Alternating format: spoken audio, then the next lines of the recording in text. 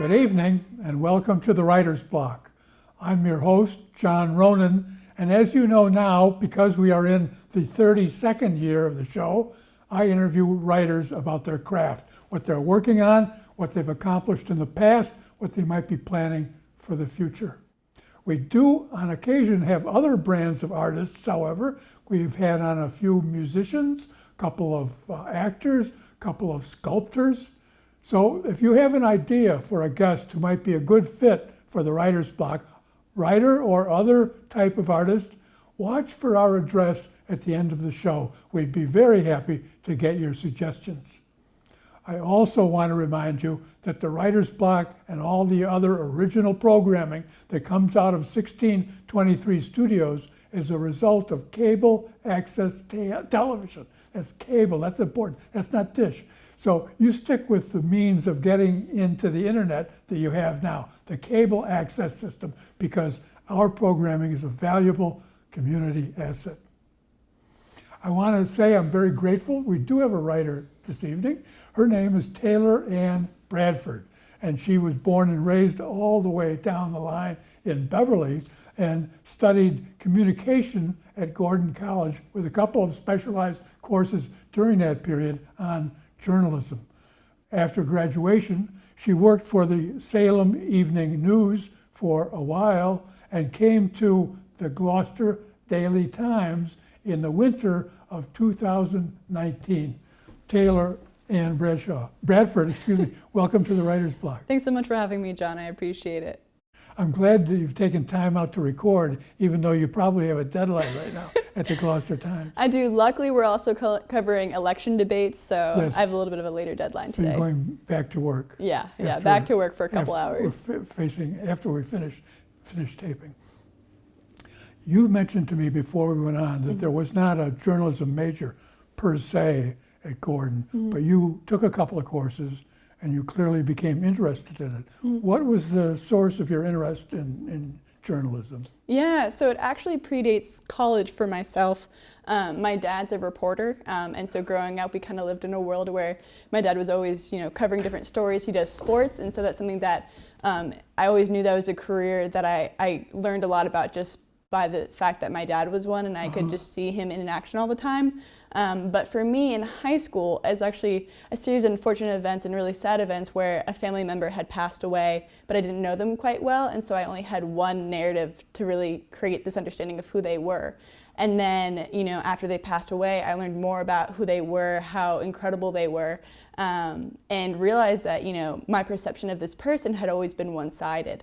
And so, after their passing, really feeling a call and a draw to want to find multiple sides to a story, to try to better understand people and the people that make up communities every single day. The business owners or the artists, that type of opportunities that you get to hear those stories are just incredible. Yes. And so that's really where I think the fire came from, was just this dedication. And I can't say I do it perfectly or even remotely well, all the time, but I really tried to do that, within work as a journalist, but then also, just in daily life, trying to understand both sides of the story so I could better understand people, who are maybe stuck with a title or stuck with a facade of just what they've experienced throughout life. Right. So in high school, I started the student newspaper. At my high school, we called it The Compass, and we were in a little closet, and we just had a blast. We didn't know what we were doing, but we just had fun. You started it. I did start it. They didn't have a high school They didn't have a paper. high school paper. My class size was 12 people. So granted, there wasn't much news, but we had fun. And then I went to college, and I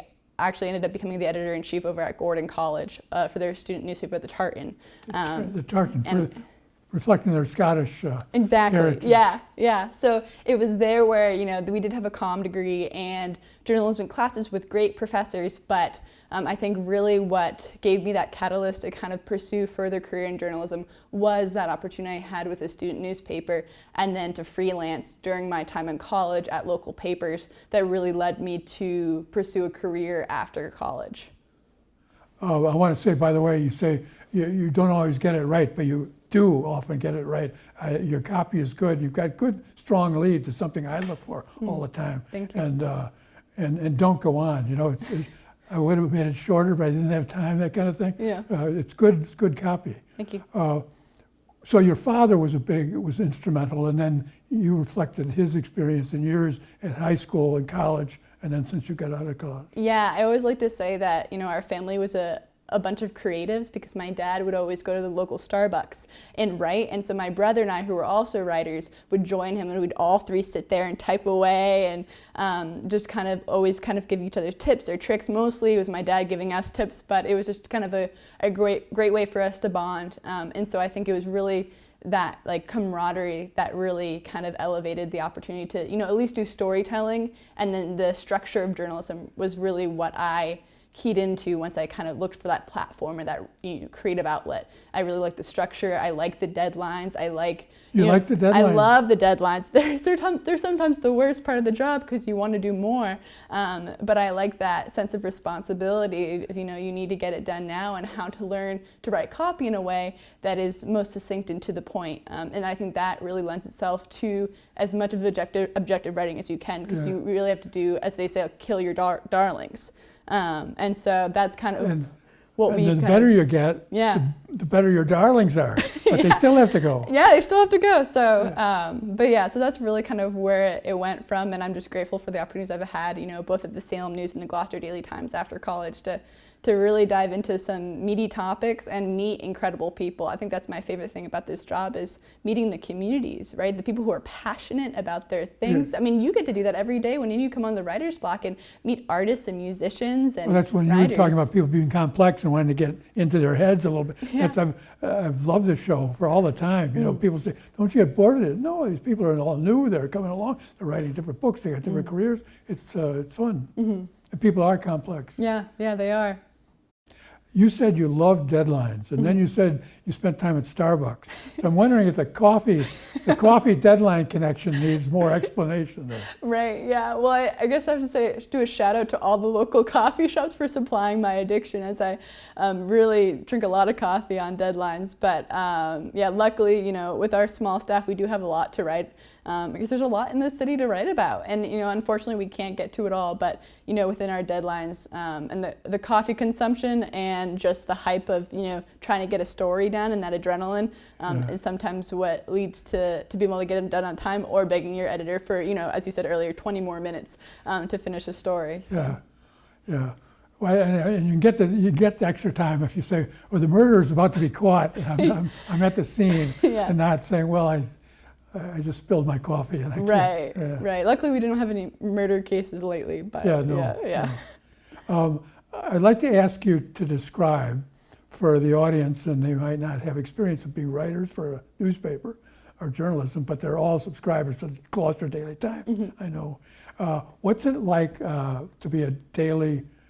What's the daily schedule like for you as a staff writer for the Gloucester Daily Times? Yeah, so I think it varies depending on the day, and I think that's the great thing, is that sometimes I'm going to have to get to the office at 6:30 a.m. to go cover something that's happening before the school day. Say we're covering a bus shortage, or it's the first day of school. So then I'm in wicked early, with our photographer, taking photos and interviewing kids.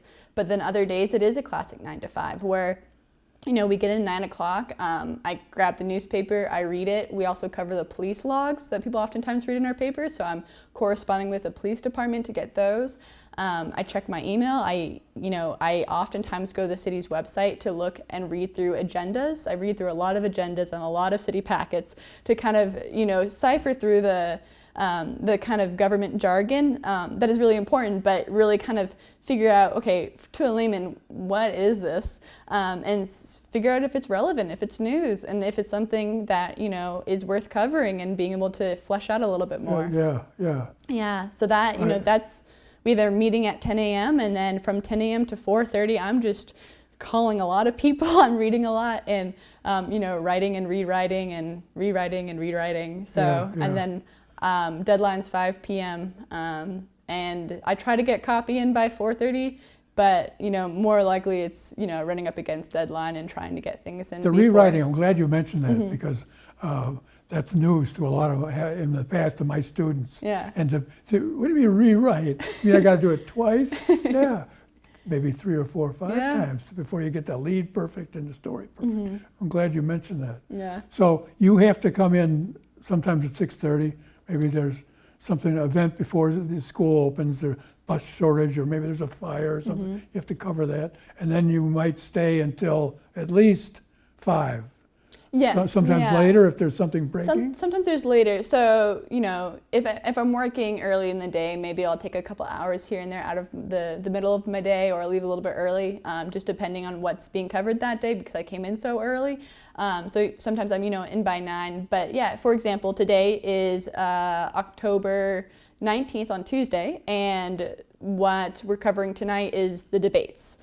So during election season, my schedule is all over the place because I'm, in at 11 o'clock, but I'm here till 9:30 at night because I'm, going over to wherever the event is and covering it. And talk about deadlines. Those, when I'm in person at meetings at night, those are when the real deadlines come into play, because we send to the printer to get shipped all over Cape Ann, at 9:30. So if your stuff is not in by 9:30, then it's either not going to go in, or it's going to hold up production. So you're, typing away as fast as you can, trying to recall what people are saying, trying to get names right, locations correct, making sure that, you're able to put in quotes in accurately, and then you finish, you file, and then you're like, okay, we'll see what emails and phone calls I get tomorrow morning from the public. And so it's really trying to make sure. You spelled my name wrong. Yeah, exactly. Which, is so hard with all the different names, but we try our hardest. Yeah. So, but you sound, you're enthusiastic. I can tell you like it. Yeah, it's a lot of fun. So it's hard. It's really hard. I mean, in any job, it's hard. And when you're working with so many different people, people have a lot of different perspectives on the same story. And so when you're looking to get all the different perspectives, sometimes they're going to be people who are not too happy. So you just learn how to connect with people and, communicate and do the best you can to give both sides, because, I'm not personally involved in the story. I don't have a vendetta against any person at all. It's just, I'm trying to get both sides. Yeah. It's true. You have to get all the sides. But I think if you didn't get some objections, you're probably writing it too blandly. Exactly. Or cutting corners or softening corners. Because I know reading agendas, as I have often in the past, reading agendas, I didn't understand that. This bill and that bill. And somebody will say, Sally's just going after Tommy. She hates him because he didn't back her in the last election. And I said, oh my God, that makes sense, you know. And it's all crystal clear because you know some background. I'm interested in the fact that you went into journalism at the time. You didn't have any choice. You weren't born in the 40s. You went into journalism at a time when journalism, especially print journalism, is going through radical changes. And it's being questioned, its accuracy is being questioned in many corners, and the print newspaper industry is fading. Yeah. What's your take on what's happening now and how it might affect you and where it might be going? Yeah, that's a great question. And I think I need to start the answer by saying, I can only give the reporter's perspective of what I've experienced as a reporter throughout my time. Obviously there's the editorial administration, the production team, and all those who handle the finances. But from the reporter side, seeing the shift, really, I think for one, you're seeing a lot of people going online, like you said, and a lot of papers are struggling because people aren't, a lot of the revenue comes from print.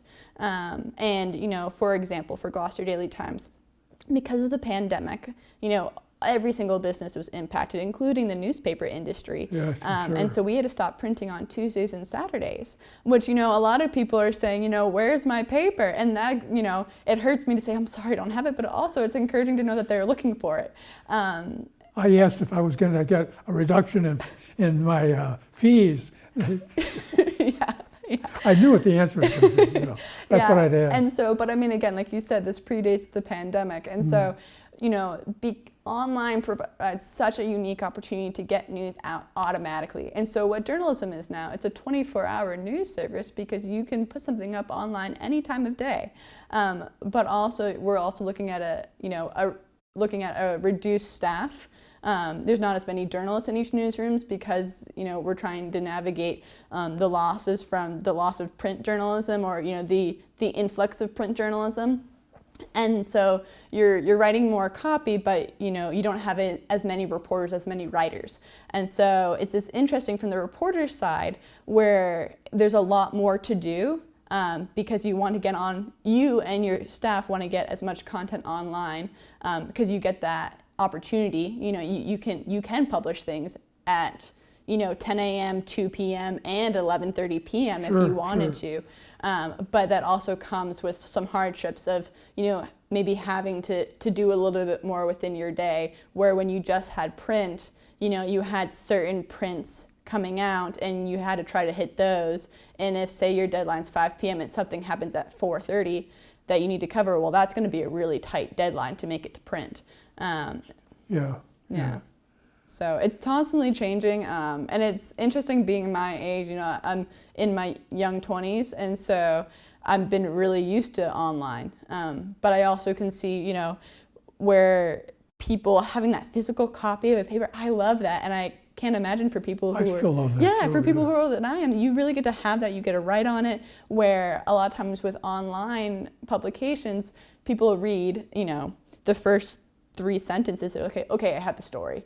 But reality is that you really need to read the full thing, and I think that's a lot of the things. From what I've figured and kind of observed is that a lot of people, we kind of have this tendency just to kind of, just like Instagram or TikTok, kind of just flip through things as we're reading them and just read headlines, but not getting to the meat. Yeah, I'm getting lazy about that too. Sometimes I read the pocket stuff from Bing or something, and read a paragraph and think, okay, that's all right. Yeah, well, there's so much to read. That's right. With talking about putting things online, because we can put so much online, there is so much online. So it's hard to be okay, I'm going to read 4 stories all the way through today. But that could be a lot of work, So there's a lot of pros and there's a lot of cons. And I still love print, and it's very evident that this island still loves print, and I think that's awesome. Do you know anything about the comparison of the print readership here on Cape Ann of the Gloucester Daily Times compared to the online subscriptions? I don't know the numbers just because that's not where I am, but I think the fact that we are continuing to print and that people come to the office a lot to ask for a physical copy shows that we have a lot of people. And if you think about Cape Ann and Gloucester, you have a lot of families who do, and a lot of people with computers who can access online. But I think that there's also a beauty to having print for those who don't have access to a computer. There is a fair amount of people here in Cape Ann who don't have internet. They don't have access to online, and so the print is all that they have. And to be able to provide that service that gives them news, no matter what type of medium it is, that's such a awesome opportunity to be able to provide that for them, and for them to see it and kind of catch up with what's going on every single day. So, are there a lot of people on Cape Ann? I think of Massachusetts as being wired, northeast. Are there many people in Gloucester who do not have internet access? I don't know numbers, so I can't say many or few, but all I know is I do get a lot of phone calls from people saying, I would like my print paper delivered, and asking them about the online. They say, oh, I don't have a computer. And so we do get those, and I think you get those anywhere, but especially with a community like Cape Ann, where you have a large demographic of ages. You have a lot of people who they grew up here and they're older and they just don't have a computer, or they've never had one, and so they've opted for the print instead of the online. Some people have both. Some people just use the online, and it's cool to kind of see how we're able to track that. There's a recent innovation in the Gloucester Daily Times. I believe it's a monthly special obit insert about who died that month. Is it monthly or is it bi-weekly? I believe it's monthly. But you have to monthly? check on that. Yeah. That must be a real boost to circulation. Yeah. People want to look at the obits and the police notes. Yeah, right? That tends to be a lot of people. That's what the paper is. Again, we hope that they're also wanting to read the hard-hitting news that happens that day, but also because it is such a community that is multi-generational. The obituaries is such a great resource. It's an unfortunate resource, but it's a great resource for people to be able to kind of keep tabs on the community. Yeah. And so are the police logs. There is So that ranges. You spend a lot of time reading through the logs. Yeah, I do. So we get all types of different stories, and sometimes we get larger stories through there as well. If something were to happen. So. Ray used to do that. Yeah, Ray Lamont, After he left the editor's desk, used to do that a lot. Yeah. It's not always too exciting, but sometimes. No. Sometimes it's like dead seagull on the road, or you know, I saw another fox over here. Can you keep tabs on it? So sometimes, but I mean, the police, you know, seeing those logs, you can tell that they are around the clock, you know, answering all types of different phone calls. So they have a fair amount of work to do, and they do it well. So. My brother listens to the police the scanner radio all the time. Yeah. I've never gotten into it. I get too sucked in. I want to ask you some background questions. What journalists or what papers do you like and read and respect, and what other writers do you like and read and respect? That's a great question. I should have given you a warning. That's okay. No, that's good. You know, I like to try to, as I read different types of news every single day, trying to pick different sections. So you want your local news, you want your state news, you want your national news, you want your global news. And so depending on your time frame of how much I have to do that day, you know, it depends on where I'm looking, but I love BBC. I really enjoy BBC because it really gives me that global perspective of being able to, and I find it's very objective, and it really lends to some great stories. You watch the BBC News every evening? I listen to it on podcasts. 5 or 6 podcasts? Podcasts, yeah. So I listen to podcasts and NPR. So BBC and NPR tend to be my big ones. I'm really into radio and listening to radio. So oftentimes when I go into work in the morning, I listen to BBC, NPR, New York Times, Washington Post, and if I can, sometimes the Boston Globe. So that's been interesting as the paper have evolved and the Herald's changed. So those are kind of the big ones that I listen to or read. And then I read Gloucester Daily Times because I work and I want to understand what else is going on in the community. And then Salem News because I live in Salem. And you used to write for the Salem News. And I used to write for the Salem News, yeah. Well, that's a lot of reading. Yeah. We get 2 newspapers at home, and I don't finish either of them any given day. Right. Although I do look at the obits and the police notes. Yeah. I see your name over the police notes often, not every day. Yeah. Often, Yeah, and then you asked the question about writers, and I really like Billy Baker from the Boston Globe. He writes some great features. I love features and kind of human interest stories, and so he writes a lot for them. And then I'm also really big into the outdoors, and so I love John Krakauer.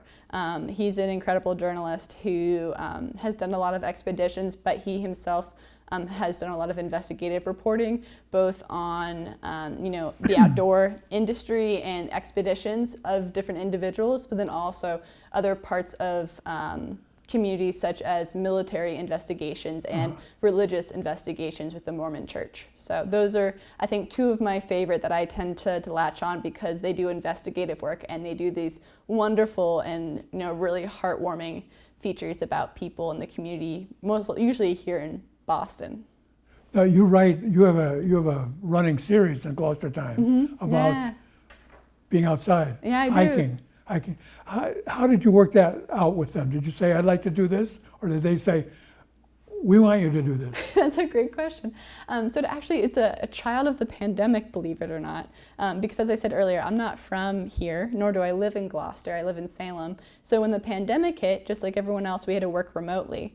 And so I was covering this beautiful city from my 2nd-story apartment in Salem, and I don't know what's going on in the community when I can't come over the bridge. I'm finding myself feeling I'm reporting on a virtual, pretend city when I know that there's this vibrancy and this passion and all this stuff is happening as people are trying to figure out this new normal here, but I just didn't know what was going on. And I love being outside, and I hiked a ton during the pandemic. And so I, came to my editor one day and I said, I have this idea. And I said, what if I wrote a trail column and I could, reach out to the community and say, I'm not from here, but I want to learn about the local trails. If anyone wants to, tell me your favorite local trail and I'll go explore it and I'll write a review about it, or I'll let people know, give them some details of how they could explore it, because the outdoors really was the only place we could go during the pandemic. Yeah. And so that happened, and one of the beautiful things I wasn't expecting from that opportunity was people oftentimes wanted to walk with me. So as I'm walking with these people and we're exploring this trail, we're talking about the trail and the birds and the vegetation, And then all of a sudden we're talking about something else that's happening in the city that I wouldn't find out because I haven't been in the city. So it was a safe way for me to connect with the community. How you get deeper into a Yeah. community. So you went to David Olson? Yeah. And he said, okay, Yeah, do it. yeah. How did you get into these groups of people that wanted to come along? Did they read your story and get in touch with you and say, can I come? That's one of my favorite things. So I just started out, I did my first story for the trail column called Woods to the Writing Desk. And, immediately people, email, with a wide variety of opinions, from we love this column, we love that trail, to we don't want to share that trail with anybody else because you have these different perspectives. And, as people started to realize I was going to write more and more about these trails, they're like, she's not from here. Let's invite her in and we can inform me about what's here, so she can get the story right, so she can get it, the full scope of what's happening. Yeah, and in Gloucester's got 30,000 people, which is a big number, Yeah. but still it's a very tight community. Yeah. I learned very early when I moved here to be careful what you say, because the person you're talking about is going to be the second cousin's ex-wife of the person that you're talking to now. Right, yeah. And so that was a great thing is, at first, I'm distraught that people are, writing back to me about my column saying, like, how dare you write about this? But then I realized it's actually a source of engagement. And, if they're frustrated, then that's an opportunity for me as a writer to listen. And to really just get the chance to hear them out and understand, so I can better be informed, knowing that, I want to continue writing, but maybe there's something that I don't know about, or maybe there's a narrative here that needs to be told. And so that's been such a gift, as to be able to do that column and to see it continue on, post, shut-in orders, and really be able to explore more. And that's, if anyone has a suggestion, if you have a suggestion of a trail, that's, I'm always down to You've probably seen hike more in Cape Ann than I have at this point. We're running close to time. I've got a final question. Mm-hmm. What would you advise other people, young or old, who want to write about their surroundings? What should they do? They should just get outside. If they want to go out and write about their surroundings, the first action you need to do is actually take action and really explore the outdoors. But say you want to get to know your surroundings beyond the outdoors and get to know your community, and that means getting involved, like talking to the politicians, talking to your ward counselors, learning more about the different events and the history. So it's that research, and it's the investment of action. If you're willing to put in the effort, people are oftentimes willing to engage with you. Yes, and that's such a you gift. give something and you get it back. Exactly. Yeah. I want to thank you very much, Taylor and Bradford, for sharing your experience with journalism, especially here on Cape Ann, and telling us the joys, mostly the joys of journalism, and how others can share that. Thank you. Thank you so much, John. I want to thank you in television land for being with us as well. If you've learned something about journalism, the way it's changing, or how even, as we talked about at the end, getting involved in it, then the Writer's Block has done its job. Thanks for being with us, and I hope to see you again next time on the Writer's Block. Good night.